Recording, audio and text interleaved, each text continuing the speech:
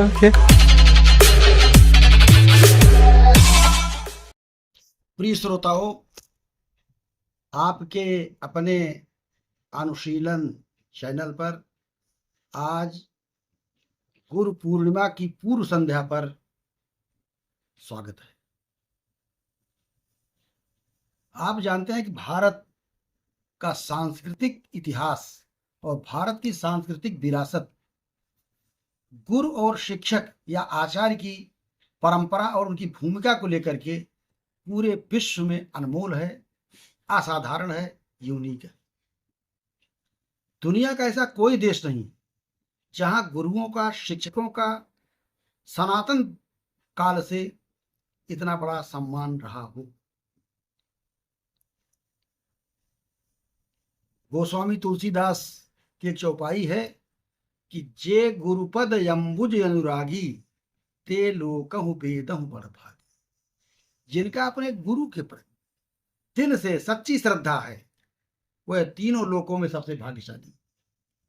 और संत कबीर ने तो यहां तक कहा है कि कबीर जी ने तो ये कहा है कि सारी पृथ्वी को कागज बना दिया जाए और सारे पेड़ों को, दुनिया के जितने पेड़ हैं उनको लेखनी बना दिया जाए, तो भी गुरु की महिमा का वर्णन नहीं किया जा सकता है।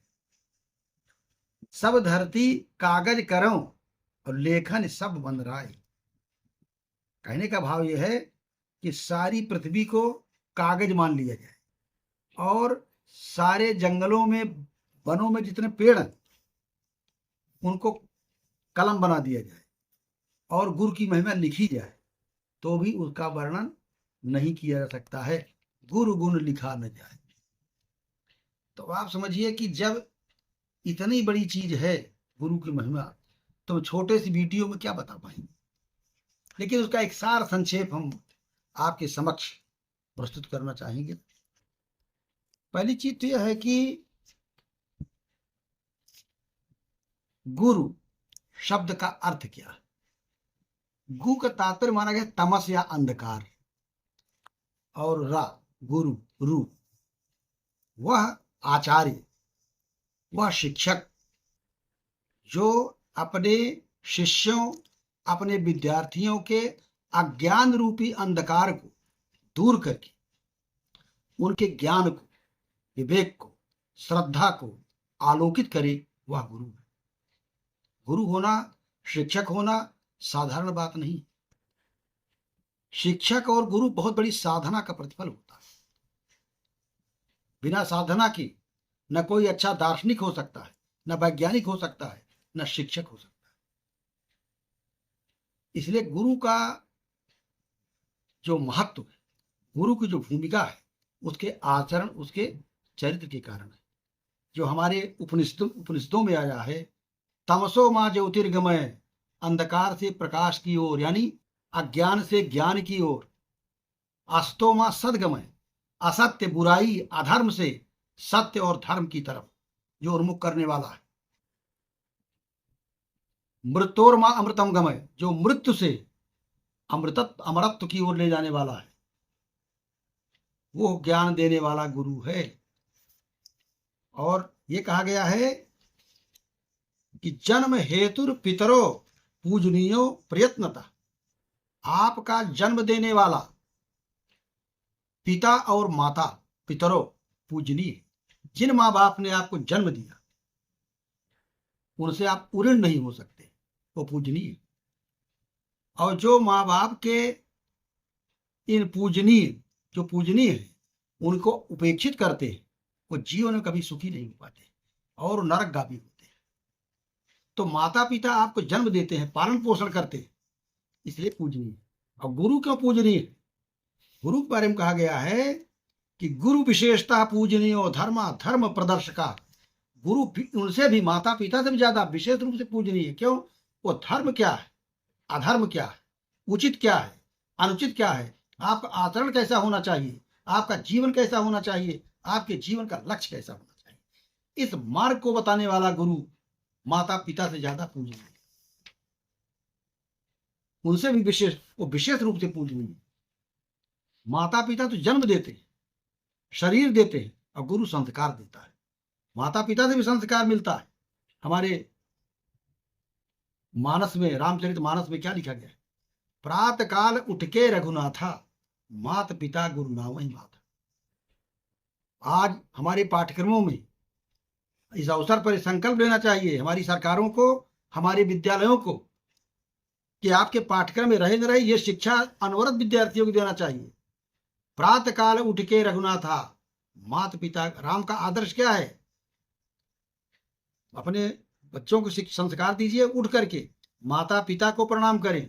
गुरु का तात्पर्य जो भी उनको शिक्षक शिक्षा दे, चाहे बड़ा भाई हो और चाहे जो भी लोग हों, शिक्षक हों, उनको प्रणाम करें प्रातः काल सबसे पहले। और आए सुखा माँ की करें पूर्व काजा, और उनकी आज्ञा से जहां भी जाने वाले हैं, आपके पिताजी आपके माताजी को रोकेंगे नहीं, लेकिन कहीं जा रहे हैं तो उनसे अनुमति ले लीजिए, उनसे आशीर्वाद ले लीजिए, तब जाइए आप। ये हमारी परंपरा रही है, ये गुरु का महत्व है। पिता जन्म देते, माता पिता जन्म देते, गुरु क्या देता है? संस्कार देता है, ज्ञान देता है, उचित क्या है अनुचित क्या है, धर्म क्या है अधर्म क्या है, इसका मार्गदर्शन करता है। गुरु ही बताता है, असतो माँ सदगमय, तमसो माँ ज्योतिर्गमय, मृत्योर माँ अमृतम गमय। ये गुरु का रोल है। इसीलिए कबीर ने लिखा, गुरु गुण लिखा न जाए। अगर पृथ्वी को, सारी धरती को कागज बना दूं, सब धरती कागज करो और लेखन सब बन रहा है, और लेखनी सारे बन के जो वृक्ष हैं उनको कलम बना दे। दुनिया में कितने वृक्ष होंगे और पृथ्वी कितनी बड़ी है? अतिशयोक्ति ये है, कहने का मतलब ये है गुरु का महत्व। तो मैं ये बताना चाहता हूं कि इसकी बात को इतना आसान नहीं है समझना। हमारे अथर्ववेद में आया है, उसको एक मंत्र है, उसको ध्यान पूर्वक सुनिए और समझिए। बहुत छोटा सा मंत्र है। गुरु की ड्यूटी क्या है? जो पहले गुरुकुल होते थे, आश्रम होते थे, उसमें गुरु से क्या अपेक्षा की जाती है? जब चाहे बड़े बड़े राजा महाराजा हो, जब गुरुकुल में जाकर के बच्चों को, अपने बालकों को समर्पित कर देते थे, अपने गुरु को दे देते थे, तो सब कुछ उनके संरक्षक माता पिता, गुरु माँ और गुरु पिता के तुल्य थे उस समय। अभी हम आगे चलकर कुछ उदाहरण देंगे, सांदीपन और वशिष्ठ का, कौटिल्य का, जिन्होंने कैसे कैसे विद्यार्थी पैदा किए। लिखा गया है अथर्ववेद में, आचार्यो मृत्यु वरुण सोम औषधय पय। इसमें कितने गुण हैं? आचार्यो नंबर 1 मृत्यु, आचार्य मृत्यु है, यमराज की तरह है। इसका क्या भाव? इसका तात्पर्य नहीं है कि मार डालेगे बच्चे को, शिष्य को, ये तो अधर्म होगा। यम क्यों कहा गया है? आचार्य यम है अपने शिष्य की, अपने विद्यार्थी की जितने भी दुर्गुण हैं, जितने भी खराब आदतें हैं, उनको समाप्त करने के लिए जमराज की भूमिका में रहेगी। जितना दुर्गुण हो उनको, जैसे माली काट छांट करके पेड़ों को ठीक कर देता है, या कुंभकार घट को पीट पीट करके सुडौल बना देता है, वैसे गुरु डांट करके, फटकार करके, पीट करके अपने शिष्य को परमार्जित करता है, उसकी संस्कार देता है, दुष्प्रवृत्तियों को दूर करता है। ये गुरु पहला कार्य है। आचार्यो मृत्यु, मृत्यु for what? For bad habits, bad deeds, दुष्प्रवृत्तियां जितनी होती है उनको दूर करने के लिए जमराज की भूमिका में रहता है। आचार्यो मृत्यु वरुण, वरुण हमारे वेदों का देवता, अनुशासन का देवता है। तो गुरु की दूसरी भूमिका होती है अपने छात्र को अनुशासित करना। अनुशासन मतलब एक सिस्टम के तहत रहना।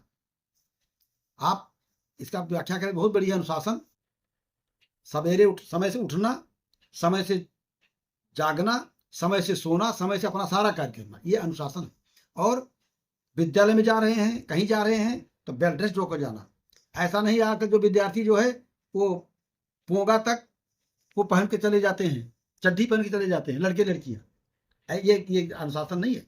There is a dress code in colleges, school में एक ड्रेस कोड होता जाने का, चाहे वो विद्यालय हो, प्राथमिक विद्यालय हो, महाविद्यालय हो, यूनिवर्सिटीज हो, वहां जाने का एक सोबर ड्रेस कोड होना चाहिए, और टीचर के लिए भी होना चाहिए, क्योंकि टीचर के आचरण का विद्यार्थी नकल करता है, अनुशासन करता है।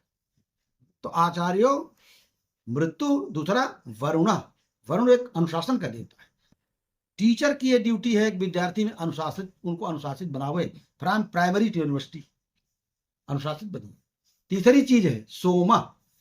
ये भी ध्यान रखना चाहिए कि हमारे शिष्य का या शिष्या का जो व्यक्तित्व हो आकर्षक हो, अट्रैक्टिव हो। हमारा ये भी काम है, अपने विद्यार्थी को बताओ कैसे अट्रैक्टिव व्यक्तित्व बनाएंगे। स्वास्थ्य पे ध्यान दीजिए। अगला स्टेप है औषधया, शारीरिक और मानसिक रूप से अपने विद्यार्थी को हृष्ट पुष्ट स्वस्थ बनाना, मेंटली, साइकोलॉजिकली, फिजिकली उसको ठीक करना, व्यक्तित्व ताकि आकर्षक हो सके, स्वस्थ हो, सुपुष्ट हो, अच्छा व्यक्तित्व हो। और कैसे आएगा? अनुशासन से आएगा। जब समय से खाएंगे, सीमित खाएंगे, सीमित रूप से सोएंगे और सीमित समय में अपना दैनिक क्रिया करें। और नेक्स्ट चीज है पाया। पाया का मतलब है शिष्य को कौशल विकास, नई नई जो भी साइंस टेक्नोलॉजी ज्ञान आ रहा है उससे अवगत कराना। पाया का तात्पर्य होता है दूध। जब आप भोजन करते हैं अतिरिक्त रूप से दूध दिया जाता है। क्यों दिया जाता है? जो आपके खाने में डेली रूटीन में कमियां हो उसकी पुष्टि हो जाए, वो भी पूरी हो जाए। तो वैसे सारी शिक्षा आपने प्राप्त कर लिया, सारा शास्त्रीय ज्ञान हो गया, लेकिन कौशल विकास, स्किल डेवलपमेंट ये होना। आज की परिस्थितियों की बात कर रहा हूँ, ये वैदिक चीजें हैं, लेकिन आज की परिस्थितियों में पाया मतलब स्किल डेवलपमेंट, कौशल विकास। नई टेक्निक, कोई नई टेक्नोलॉजी आई है, नई चीज आई है तो उसको सीखिए। ये शिक्षक का गुण है, ये आचार्य का गुण है, उसको यमराज की तरह अपने विद्यार्थी की दुष्प्रवृत्तियों को दूर करना। दूसरा अनुशासन वरुण, तीसरा सोमा, उसके आकर्षक व्यक्तित्व की ओर ध्यान देना कि आकर्षक व्यक्तित्व बने, और चौथा शारीरिक और मानसिक क्षमता का विकास, और पांचवा पाया कौशल विकास सिखाना। ये हमारी परंपरा रही गुरु के लिए। नेक्स्ट चीज हम कहेंगे तो चलिए हमारी शास्त्रीय व्याख्याएं हैं।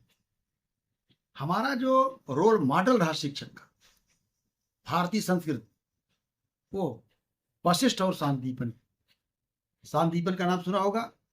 भगवान श्री कृष्ण, बलराम और सुदामा के वो गुरु थे। मध्य भारत में उज्जैन के पास उनका कहीं आश्रम था सांदीपन महाराज का। उस समय के गुरु के लिए जो उन्होंने, उनका जो जीवन दर्शन पढ़ने से लगता है सांदीपन, तमाम लोगों ने उनके नाम पर सांदीपनी खोला है, स्कूल कॉलेज के नाम रख दिया है। तो गुरु का एक सबसे बड़ा रोल होता है निष्पक्षता। अपने विद्यार्थियों में वर्गीय भेद ना करना कि ये राजकुमार हैं, ये गरीब घर खानदान से आए, तो जाति और सोशल स्टेटस से ऊपर जाकर के, उससे परे जाकर के विद्यार्थियों में समानता का भाव रखना। आप जानते हैं श्री कृष्ण जैसे राजकुमार द्वारकाधीश बाद में हुए, वसुदेव देवकी के पुत्र थे। बलराम और श्री कृष्ण के साथ एक बहुत गरीब ब्राह्मण सुदामा साथ पढ़ते थे, और कृष्ण और सुदामा की मैत्री का एक आदर्श मॉडल आप सभी लोगों को ज्ञात है और सारी दुनिया को ज्ञात है। सुदामा और कृष्ण साथ साथ पढ़ते थे, साथ साथ जंगल में लकड़ी काटने जाते, साथ साथ काम करते। ये वर्गीय भेद नहीं था कि आप राजकुमार हैं तो आपको छूट दी जाएगी और सुदामा से काम करवाया जाएगा। इसलिए टीचर में सबसे बड़ा भाव होना चाहिए, हमारा विद्यार्थी चाहे जिस जाति का हो, चाहे जिस मजहब का हो, चाहे जितने बड़े स्टेटस का हो, चाहे वो राजनेता का पुत्र हो, चाहे प्रधानमंत्री का पुत्र हो, चाहे चपरासी का लड़का हो, शिक्षक को चाहे समान रूप से दोनों का ध्यान रखना और उनकी शिक्षा देना। अमीर गरीब का भेद अगर शिक्षक करता है तो द्रोणाचार्य की तरह होगा, उसको फिर कोई सम्मान नहीं मिलेगा। आज हम सांदीपन का नाम श्रद्धा से लेते हैं। There was no class discrimination in his ashram. दूसरी चीज, आप राजा दशरथ को लीजिए, वशिष्ठ उनके राज पुरोहित थे। राजा दशरथ चाहते तो उनको कहते कि हमारे यहाँ आकर पढ़ाइए हमारे राजकुमारों को, लेकिन गुरुगृह पढ़ने गए रघुराई, अल्पकाल विद्या सब पाई। वो गुरुकुल में पढ़ने जाते थे, ट्यूशन पढ़ाने कोई टीचर आप घर पे आवे, ये हमारी कल्चर नहीं है। आप जिसको गुरु मानते हैं उसके पास जाइए, शिक्षा के लिए पास जाना चाहिए। तो ये हमारे शिक्षा का रोल मॉडल था। ऐसा था तो सनातन धर्म में देखिए, वशिष्ठ जैसा आचार्य, शिक्षक, गुरु, राम जैसा राजा देता है संसार को, समाज को। राम राज्य की परिकल्पना करिए, ये वशिष्ठ की का प्रशिक्षण।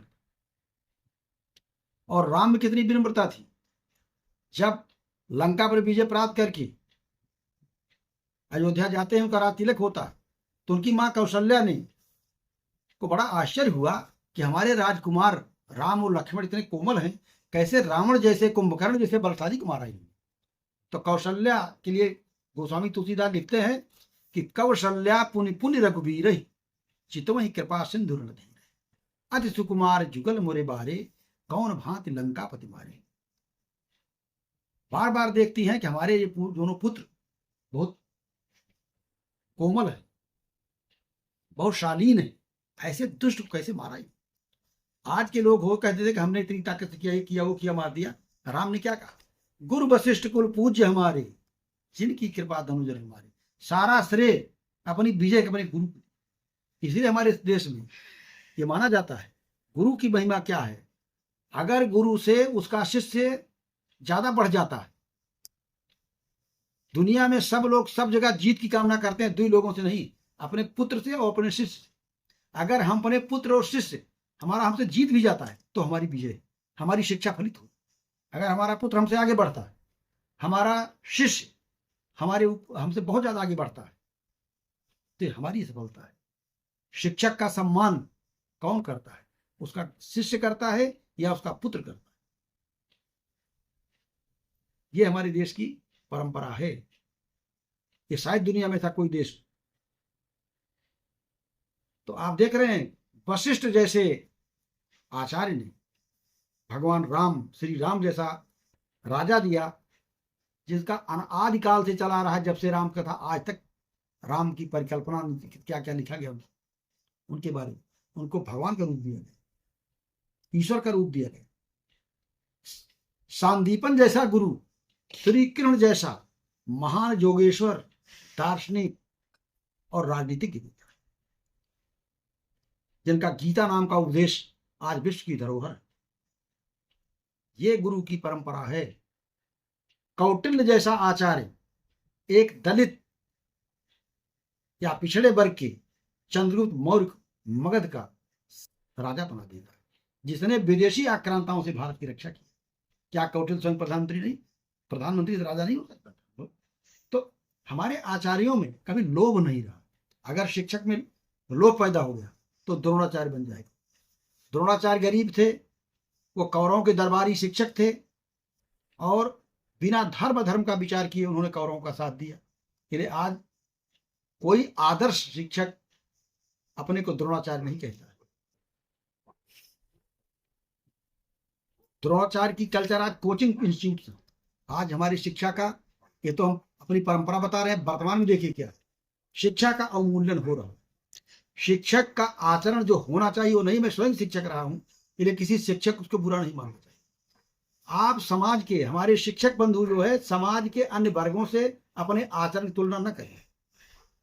कोई ब्यूरोक्रेट, कोई अधिकारी कहीं भी आ सकता है, जा सकता है, किसी रेस्टोरेंट में जा सकता है, किसी होटल में जश्न मना सकता है, लेकिन शिक्षक के लिए नहीं।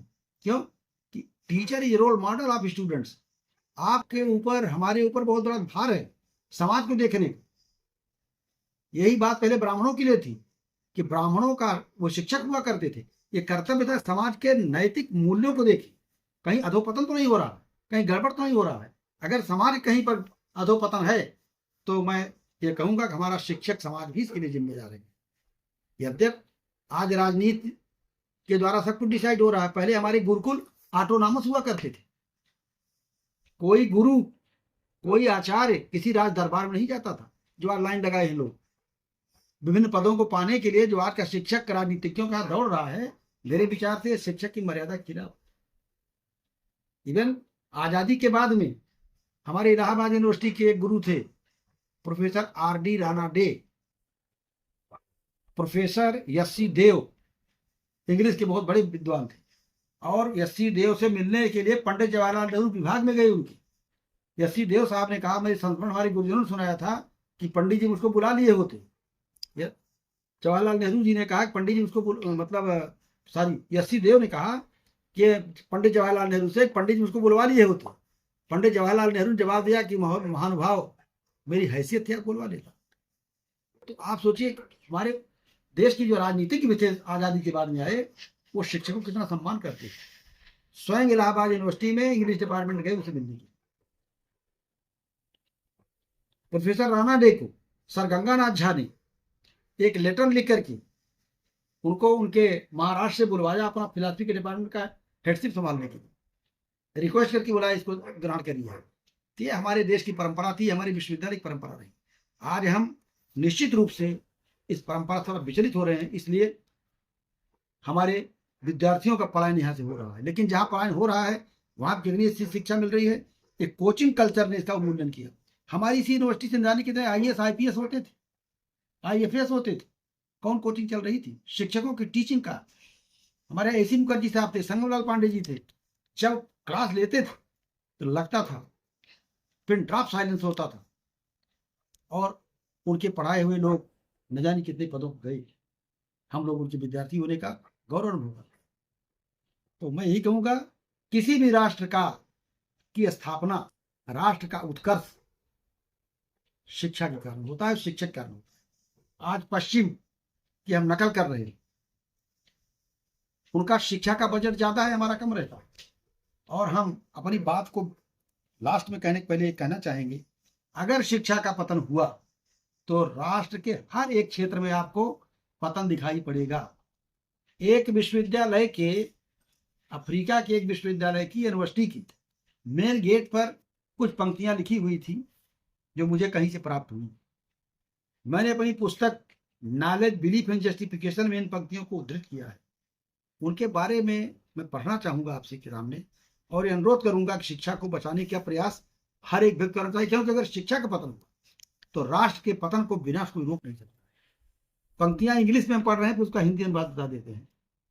उस विश्वविद्यालय के मेन गेट पर लिखा हुआ था, destroying any nation does not require to use of atomic bombs और use of long range missile. किसी देश को नष्ट करने के लिए, किसी राष्ट्र को बर्बाद करने के लिए ना तो एटॉमिक मिसाइल्स की जरूरत है, परमाणु मिसाइल्स की, ना एटम बम की। क्या जरूरत है? It only requires lowering the quality of education and allowing cheating in examination by students. उस देश की शिक्षा का जो क्वालिटी है, उसकी गुणात्मकता है, उसका जो उत्कर्ष है, उसको गिरा दीजिए। रद्दी वाइस चांसलर नियुक्त कर दीजिए, रद्दी शिक्षक नियुक्त कर दीजिए, तो अपने आप वो राष्ट्र नष्ट हो जाए। अगर हमारे यहाँ के कुलगुरु कुलपति कॉम्पिटेंट नहीं, विजनरी नहीं, अच्छे शिक्षकों को नियुक्त नहीं कर सकते, तो रद्दी शिक्षक नियुक्त करेंगे, और रद्दी शिक्षक नियुक्त करेंगे तो सारे क्षेत्रों में गिरावट आएगी। ये लिखा है, it only require the lowering of quality of education and allowing cheating in examination. Examination में नकल हो, पेपर लीक कर दे, लोग पेपर आउट कर दे, एग्जामिनेशन में नकल हो, तो राष्ट्र नष्ट हो जाएगा। उसका प्रभाव क्या पड़ेगा इन क्षेत्रों में? Patients die in the hands of such doctors. ऐसे अयोग्य लोग अगर मेडिसिन में आएंगे, मेडिकल फील्ड में आएंगे, तो वो रोगियों को जो भर्ती होंगे उनको मार डालेंगे, ऐसी दवा देंगे तो मर जाएंगे। ऐसे अयोग्य डॉक्टर पैदा होंगे अगर शिक्षा नष्ट हुई, तो शिक्षा क्वालिटी गिरी, तो कि वहां के नागरिक अगर बीमार हों तो उनकी मौत हो जाएगी, बच नहीं पाएंगे। Buildings collapse at the hands of such engineers. ऐसे इंजीनियर्स जो अयोग्य होंगे, जो बिल्डिंग बनाएंगे, वो धराशायी हो जाएंगे। Money is lost in the hands of such economist and accountants. ऐसे अर्थशास्त्री, ऐसे अकाउंटेंट पैदा होंगे जिससे अर्थव्यवस्था नष्ट हो जाएगी। Humanity dies at hands of such religious scholars. ऐसे धूर्त, पाखंडी, ढोंगी, मतलब धर्मशास्त्री पैदा होंगे। दुनिया का मठ आश्रम बना करके, फर्जी काम करके, धर्म के नाम पर ठगी करके धर्म को भी नष्ट कर देगा। धर्म के प्रति लोगों में एक प्रकार का उदासीनता पैदा हो जाएगी, घृणा पैदा हो जाएगी। आज तमाम लोग धर्म की आलोचना करते हैं, उसका मूल कारण धर्म नहीं है। धर्म जिन लोगों के हाथों में गया है वो आचारहीन है, उनका चरित्र ठीक नहीं। एंड अंतिम में कहेंगे कि justice is lost at the hands of सच जजेस। अगर शिक्षा नष्ट हुई, चरित्र नष्ट हुआ, तो ऐसे जज पैदा होंगे जो न्याय नहीं करेंगे, न्याय का गला घोंट देंगे, सरकार के पिट्ठू बन जाएंगे। ऐसे जज से भी न्याय सुरक्षित नहीं है, जीवन सुरक्षित नहीं है, व्यवस्था सुरक्षित नहीं है, नागरिक सुरक्षित नहीं है। इसलिए the collapse of education is the collapse of nation. राष्ट्र का पतन, शिक्षा का पतन और राष्ट्र का पतन दोनों एक। Collapse of education will lead to collapse of nation. अगर शिक्षा नष्ट हो गई तो देश नष्ट हो जाएगा। इसलिए मैं आज इस गुरु पूर्णिमा की पूर्व संध्या पर अपने शिक्षक बंधुओं का, अपने राजनेताओं का और समाज के हर एक वर्गों से मैं आह्वान करता हूं, उनसे अनुरोध करता हूं। अच्छे नागरिक तभी पैदा होंगे जब आप पहले आप शिक्षक सुधरें, आप पढ़ेंगे लिखेंगे, अपना आचरण सुधारें, तब हर क्षेत्र में सुधार दिखाई पड़ेगा। और राजनीतिज्ञों से मेरा अनुरोध है कि सत्ता आपके पास में, तो ऐसे कुलपति नियुक्त करिए जो अच्छे शिक्षकों को, चरित्रवान और मेधावी शिक्षकों को नियुक्त करें। अगर अयोग्य कुलपति होंगे, जो हमारे चांसलर हैं, जो हमारे प्रेसिडेंट हैं, जो हमारे शिक्षा मंत्री हैं, उनसे मेरा अनुरोध है ऐसे लोगों को नियुक्त करिए इन पदों पर जिनमें विजन हो, देश को कैसे ले जाएंगे, देश के लिए क्या जरूरत है, कैसी शिक्षा दी जाएगी। और पश्चिम की अंधी नकल नहीं करना है। जो चीजें पश्चिम के लिए अच्छी हो, आवश्यक नहीं कि हमारे लिए अच्छी। इन्हीं शब्दों के साथ गुरु पूर्णिमा पर अपने सभी शिक्षक बंधुओं को, गुरुजनों को, विद्यार्थियों को, नागरिकों को, राजनेताओं को, सभी लोगों को मैं बधाई देता हूं और उनसे कामना करता हूं कि एक अच्छे राष्ट्र के निर्माण के लिए शिक्षा को सम्मान दें, शिक्षक को सम्मान दें और शिक्षक भी अपना पुनरावलोकन करें, आत्मालोचन करें। धन्यवाद।